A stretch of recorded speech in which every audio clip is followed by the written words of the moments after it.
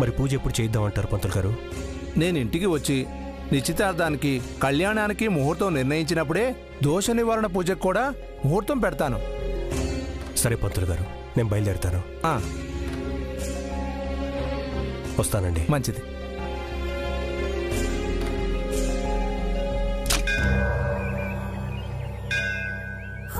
నమస్తే రామరాజు గారు. నమస్కారం అండి. మీ ఇంట్లో ఉన్న అమ్మాయితో మీ తమ్ముడు పెళ్లి జరిపిస్తున్నారట? అవునండి. ఫోన్లేండి రామరాజు గారు. మంచి పనో జరిగిన చెడుని చక్కదిద్దుకునే పనో ఎవరికి తెలుసు?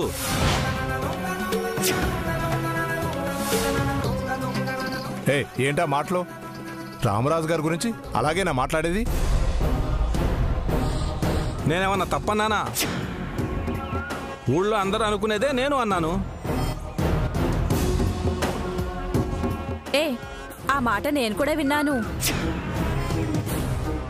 ఇంట్లో ఉన్న సరస్వతి మీద తమ్ముడు చేయి వేసేసరికి ఊరి జనాల్లో పోయిన పరువు నిలబెట్టాలని రామరాజు గారి పెళ్లి చేస్తున్నారని ఊరందరూ అనుకుంటున్నారు. నోరు మోయండి. క్షమించండి రామరాజు గారు, వీళ్ళ మాటలు పట్టించుకోకండి. మీరు వెళ్ళిరండి.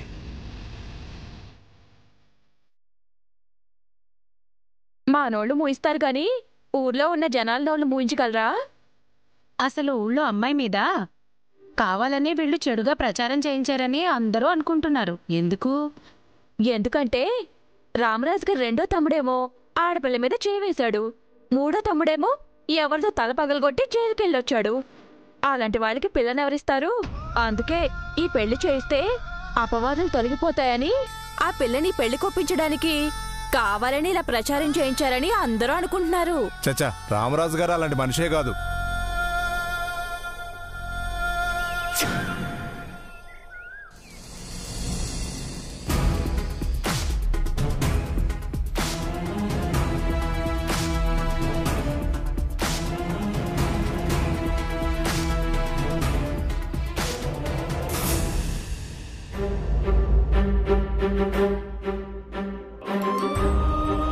అన్నయ్య, ఏదో టెన్షన్లో ఉన్నట్టున్నావు.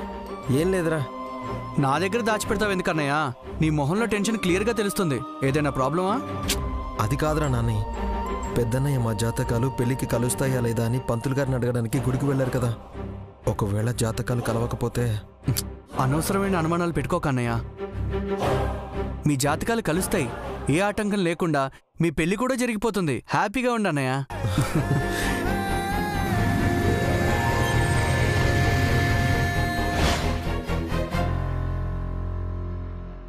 దాక్షాయణి, దాక్షాయణి, ఇదిగో ఈ కవర్స్ లోపల పెట్టు. అయ్యగారు మంచినీళ్ళు. దాక్షాయణి, అన్న ఇంకా గుడి నుంచి రాలేదా? రాలేదండి.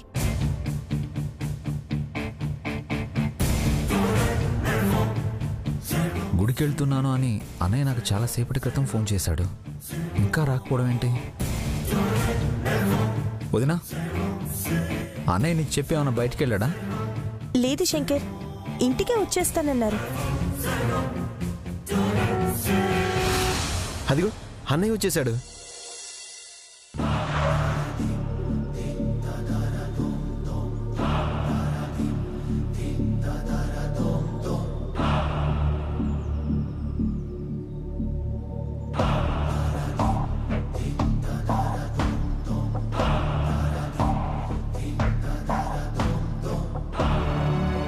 ఇంత ఆలస్యమైందేంటండి? జాతకాల గురించి పంతులు గారితో మాట్లాడి వచ్చేసరికి ఆలస్యమైంది సీత.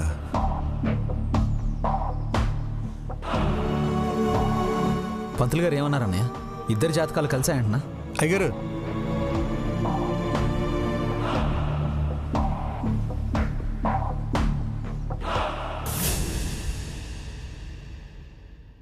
జాతకాలు బ్రహ్మాండంగా కలిసాయి.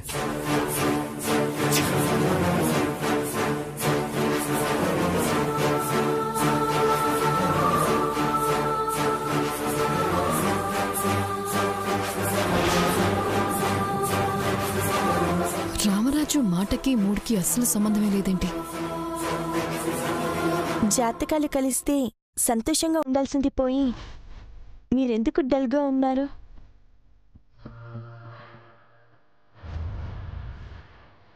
వేరే ఏదైనా సమస్య ఉందా?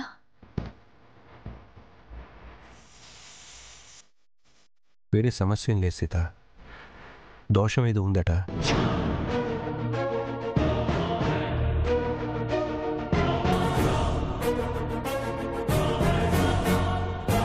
దోష పరిహార పూజ చేస్తే సరిపోతుందని పంతులు గారు చెప్పారు.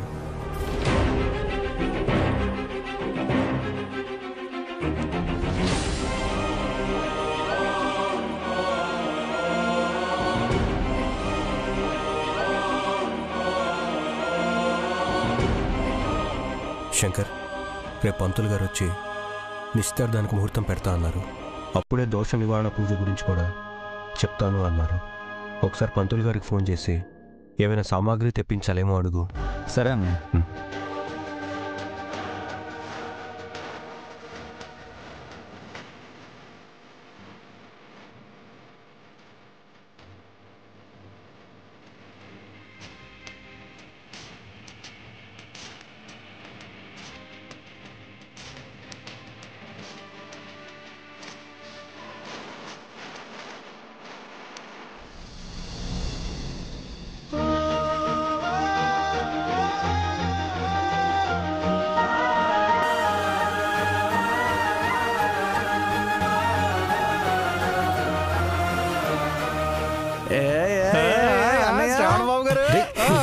ఇంకా నిశ్చితార్థాలు కూడా పెట్టుకోకముందే అన్నయ్య మొక్కల్లో పెళ్లికలు వచ్చేసింది. పెళ్లికలతో పాటు సిగ్గు కూడా వచ్చేసిందండి.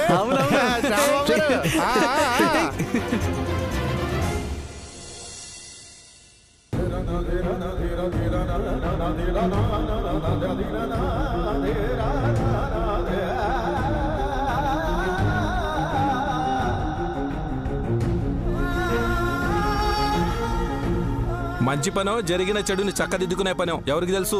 ఇంట్లో ఉన్న సరస్వతి మీద తమ్ముడు చేయి వేసేసరికి ఊరి జనాల్లో పోయిన పరువు నిలబెట్టాలని రామరాజు గారి పెళ్లి చేస్తున్నారని ఊరందరూ అనుకుంటున్నారు.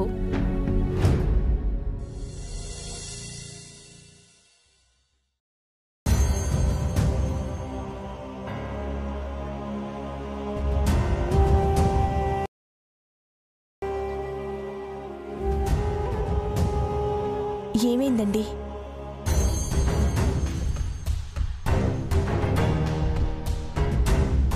గుడి నుంచి రాగానే మీ మాటల్లో సంతోషం కనిపించినా మీ గుండె లోతుల్లో ఏదో బాధ ఉందని గ్రహించాను. దోష నివారణ చేస్తే సరిపోతుందా, లేకపోతే పిల్లల పెళ్లికి సంబంధించి సరిచేయలేని సమస్య ఏమైనా ఉందా? అందుకు మీరేమైనా చెప్పలేక బాధపడుతున్నారా? లే సీత, సరస్వతి జాతకంలో చిన్న దోషం ఉంది. అది పరిహారం పూజ చేస్తే సరిపోతుంది. ఇంట్లో జరిగిన సంఘటనకి సరస్వతి శ్రావణ పెళ్లి జరిపిస్తే సమస్య పోతుందని మనం అనుకున్నాం, కానీ ఊళ్ళో వాళ్ళు అనుకోవట్లేదు సీత.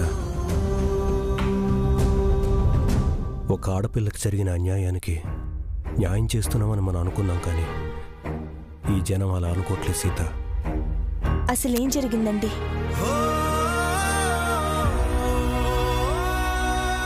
శ్రావణ్ చేసిన తప్పుని కప్పిపుచ్చుకోవటానికి, సరస్వతిని పెళ్లి కుప్పించడానికి మన కుటుంబమే కావాలని ఊళ్ళో ప్రచారం పుట్టించిందని అందరూ అనుకుంటున్నారు.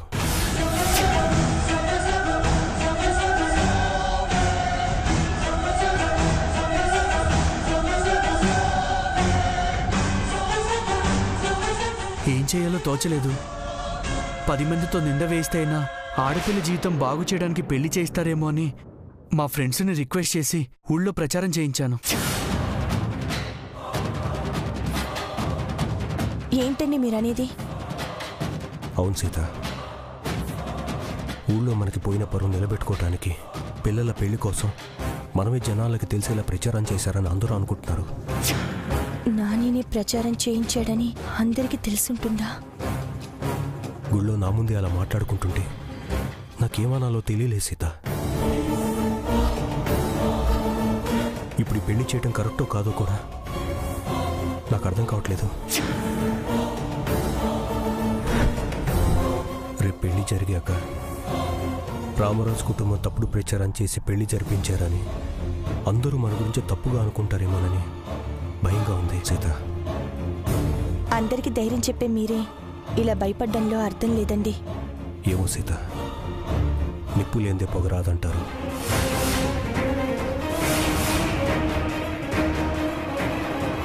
ఏంటండి ఆ మాటలు? ఎవరో ఏదో అన్నారని మన కుటుంబాన్ని అనుమానిస్తున్నారా? మన వాళ్ళేంటో మీకు తెలీదా? తెలుసు సీత, కానీ ఒక పక్కన అలా జరిగి ఉండేదని నాకు నేను సర్ది చెప్పుకుంటున్నా కూడా నాని జైలుకి వెళ్ళి రావటం, సరస్వతి మీద శ్రావణి చేయి వేయటం చూస్తుంటే మరో పక్కన నమ్మకంగా ఉండలేకపోతున్నాను. జనం మాటలు దురదగుండి ఆకుల్లాంటివండి. అంటించుకోకుండా దూరంగా ఉండాలి, కానీ పట్టించుకొని బాధపడకూడదు. వడగళ్ల వానికి గాయమైందని ఆకాశాన్ని నిందించడం ఎంత తప్పో, జనం నిందలు వేశారని మన కుటుంబాన్ని అనుమానించడం కూడా అంతే తప్పండి. లోకం నోట్లో నాలుక పిచ్చోడి చేతిలో రాయి లాంటిది. తగులుతుందేమో అని ఆలోచిస్తే అడుగు కూడా ముందుకు వేయలేం. సరస్వతి శ్రావణ్ల పెళ్లి విషయంలో మనం తీసుకున్న నిర్ణయం అన్ని విధాలుగా సముచితం. మీరే సందేహాలు పెట్టుకోకండి. నీ మాటలతో నా గుండెలో భారం దిగిపోయింది సీత. బయట ఎన్నో టెన్షన్స్తో ఇంటి గుమ్మం తొక్కే భర్తని భార్య చిరునవ్వు ఊరట కలిగిస్తుందంటారు. నువ్వు భార్యగా రావటం నా అదృష్టం మాత్రమే కాదు, ధైర్యం కూడా. నాకే కాదు సీత, మన కుటుంబానికి నువ్వు ఇచ్చే అండ మాటల్లో చెప్పలేంది. నీ మాటల్లో నిజాయితీ మాకు సంతోషాన్ని ఇస్తుంది. నీ మనసులోని స్వచ్ఛత మా గతాన్ని మర్చిపోయేలా చేస్తుంది. ఎదుటి మనిషిలోని చెడుని పక్కన పెట్టి మంచిని మాత్రమే చూసే గొప్ప హృదయం నీకు ఆ దేవుడిచ్చాడు. పలకరింపులో కల్మషం ఉండదు, మాటల్లో అబద్ధం ఉండదు. నిజంగా నేను చాలా అదృష్టవంతుణ్ణి సీత.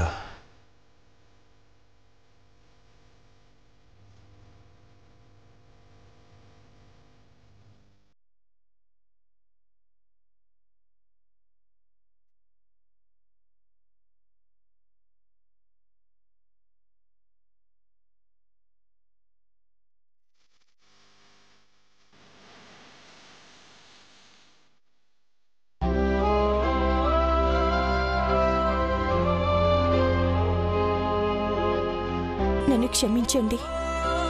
నా మీద ఇంత నమ్మకం పెట్టుకున్న మీ దగ్గర నేను నిజం దాచిపెట్టాల్సి వస్తుంది.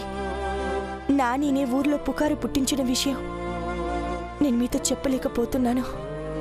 మీకు నిజం తెలిసి పెళ్ళి ఆగిపోతే సరస్వతి మీద శ్రావణ్ పెంచుకున్న ప్రేమ సమాధి అవుతుందేమోనన్న భయం తప్ప మరో ఉద్దేశం లేదండి.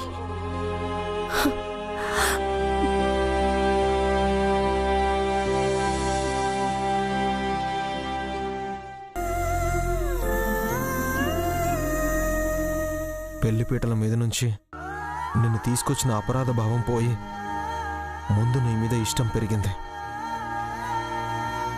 నువ్వు నా వైపు చూస్తే చాలు మురిసిపోయేవాణ్ణి, పలకరిస్తే పరవశించిపోయేవాణ్ణి.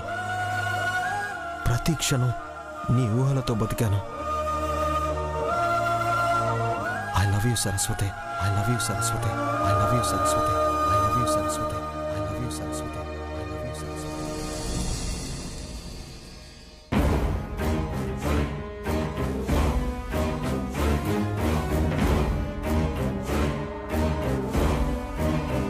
శ్రవణ్ గారు ప్రేమిస్తున్నానని చెప్పిన మాటలు దీని మనసుని గట్టిగా తాకినట్టున్నాయి. వీడి ప్రేమలోని నిజాయితీ దీన్ని మార్చిందంటే మారు మాట్లాడకుండా తాళి కట్టించుకుంటుంది. దీన్ని వెంటనే మన వైపు తిప్పుకోవాలి. నిద్రపోకుండా శ్రవణ్ గురించి ఆలోచిస్తున్నావా సరస్వతి?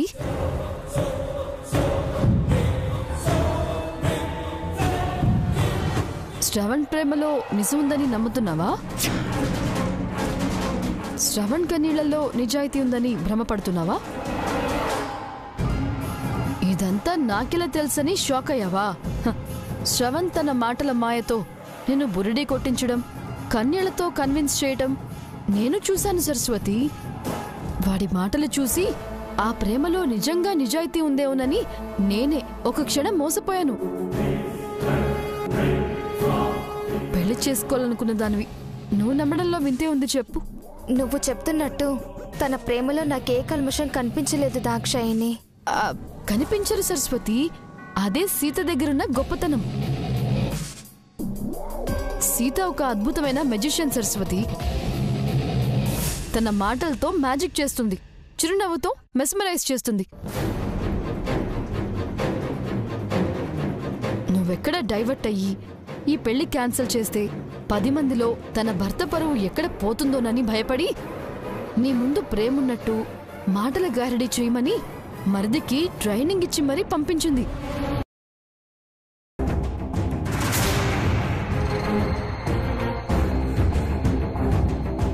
సో నీకు శ్రవణ్ ప్రేమ అబద్ధమని తెలిసే అవకాశమే లేదు.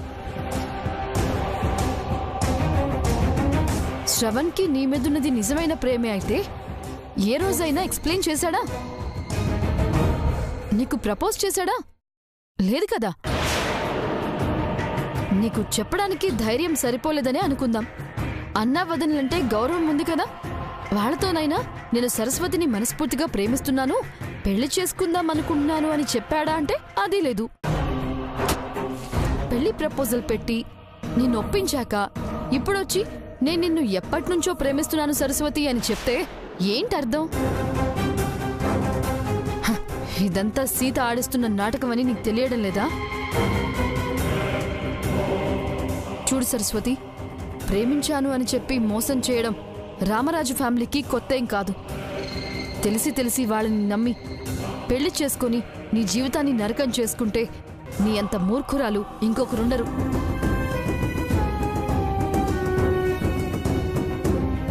కసాయి వాణ్ణి నమ్మి మోసపోయిన గొర్రె కూడా ఒక్కసారే చస్తుంది. నువ్వు ఈ కసాయి ప్రేమని నమ్మి తాళి కట్టించుకుంటే జీవితాంతం ప్రతిరోజు చావాలి. నేను చెప్పినట్టు ఎంగేజ్మెంట్లో వీళ్ళ పరువు తీసి నీ జీవితాన్ని కాపాడుకుంటావో పెళ్లి చేసుకుని నాశనం చేసుకుంటావో నువ్వే ఆలోచించుకో సరస్వతి.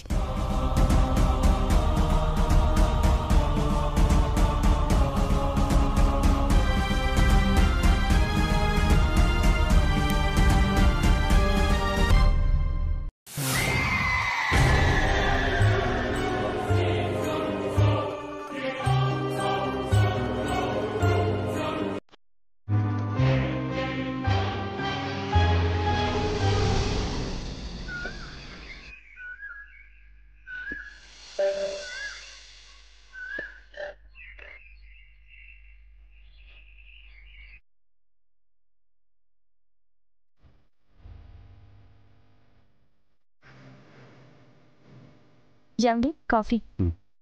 సీత, నిశ్చితార్థం ముహూర్తం పెట్టడానికి పంతులు గారు వస్తా అన్నారు. టైం అవుతోంది, ఆయన ఇంకా రావట్లేదు. ఒకసారి ఫోన్ చేసి కనుక్కో. అలాగేనండి. ఆగక్క,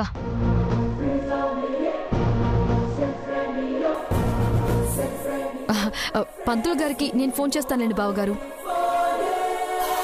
పాపం అక్క, మా పెళ్లి బాధ్యత అంతా తనొక్కతే భుజాల మీద వేసుకుని చేసింది. శ్రావణ్ పెళ్లికి సంబంధించిన పనులకైనా కొంచెం రెస్ట్ ఇద్దాం బావగారు. నేను ఫోన్ చేస్తాను.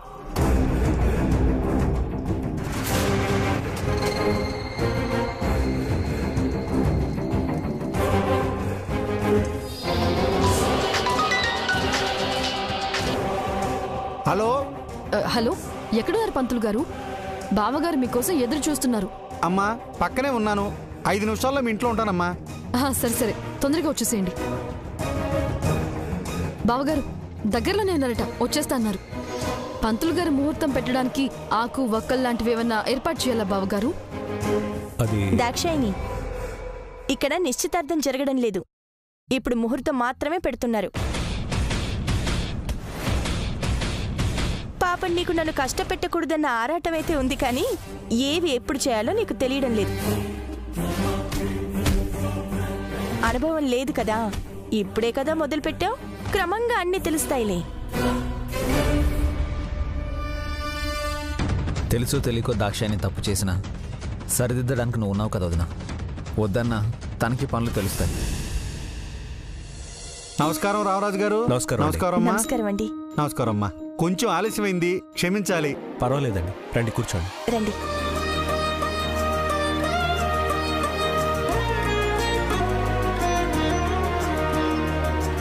నిన్న మీరు గుడికొచ్చిన సమయానికి అర్జెంట్ పని పడి బయటికి వెళ్లాల్సి వచ్చింది రామరాజు గారు. అందుకే పిల్లల జాతకాలు మా వాడికి అప్పగించి వెళ్ళాను. తను వివరాలు చెప్పాడండి.